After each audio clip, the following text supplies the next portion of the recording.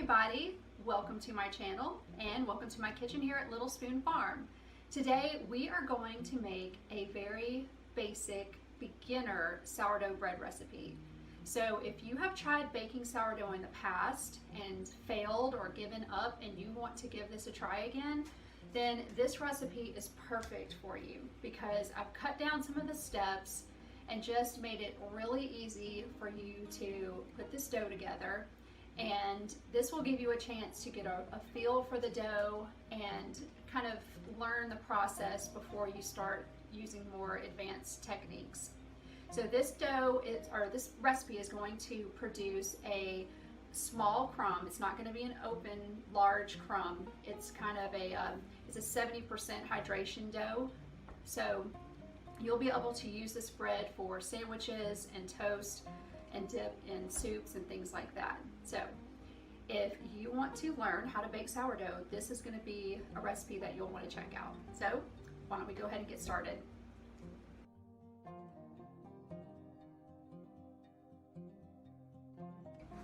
The first thing that you're going to want to do is feed your starter so that it's active and bubbly once you go to mix your dough.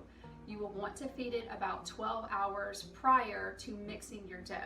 So if you're going to put your dough together at night, then you would want to feed your starter earlier that morning so that it's ready.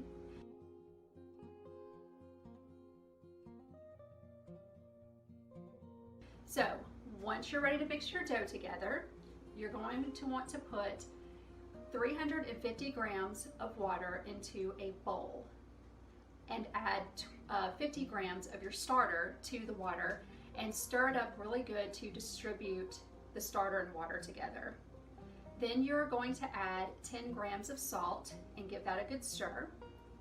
And then you will add 500 grams of bread flour. Now you want to use a nice high quality bread flour. I use King Arthur bread flour that has a high protein content in it. So give these ingredients a nice stir with the spatula or whatever you're using to mix the ingredients with, and then use your hands to incorporate everything, making sure that all the flour has been mixed with the water and there's no dry bits. Once you have this kind of shaggy mass all put together, you're going to cover the bowl and you're going to let it rest on your countertop for 1 hour. This is going to give a chance for the flour to absorb the water, and then the gluten can start to develop. Normally this is called the autolyse stage, and you would not normally add the salt at this point, but because this is a beginner's recipe, we're just putting everything into the bowl so that it's just a few steps before you let it ferment for the night. So after that hour is up, you're going to do the first set of stretch and folds. So you will pick up the dough on one side while it's still in the bowl, pull it up and stretch it over itself. And you'll do this about 4 times, turning the bowl and picking up a different side each time. Cover the bowl and let it rest for 30 minutes. Now I would advise you to do at least 2 sets, but I recommend 3. Once you have those 3 sets done, cover the bowl and let it ferment overnight. So normally with this amount of starter in the dough, I will let my dough ferment from the time that I first mix it together until the time that I shape it, about 10 hours. So if I started mixing my dough at 8 o'clock at night, then at 6 o'clock in the morning is when I'm going to shape it and let it sit for the second rise. So in the morning, once your dough has been fermenting overnight and it's ready to go, it's going to be about 50% bigger in size, and it's going to have bubbles all around the edges. And once it's ready, you can go ahead and do the final shape. Now, to do that final shape, you're going to take the dough and you're going to turn it out onto a very lightly floured surface. And you can see how I'm taking the dough at one end and I'm pulling it up and over itself, and I'm repeating that with the sides, and then the piece farthest away from me, I pull it up into myself. Then I flip that dough over and I gently cup the dough and pull it towards me, and kind of twisting and turning it and pulling it again to create that tight skin on the outside of the dough.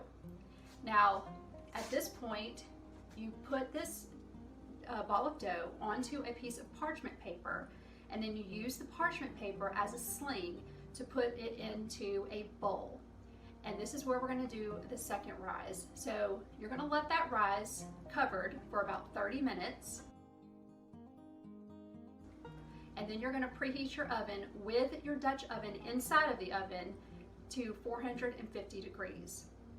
So after that's been preheating for another 30 minutes, your dough should be ready to go ahead and bake. So at that point, take your Dutch oven out of your oven and remove the cover. Use a razor to score the top of the dough, and then use the parchment paper as a sling again to lift the dough up and place it into the Dutch oven. Go ahead and cover that and put it in the oven for 20 minutes. Once the 20 minutes is up, remove the cover, and you're going to bake this for about 25 to 30 more minutes, depending on how brown you want that crust. So once it's finished baking, the inside temperature of this dough or bread should be about 210 degrees. If you have a thermometer, you can check that. But you just take it out, remove the bread, and place it onto a cooling rack and let it cool completely before you actually slice into it. If you slice into it too soon, the crumb will get very gummy and sticky and gooey. So you want to let that totally cool down before you slice it. So that's pretty much it. That's how you make sourdough bread.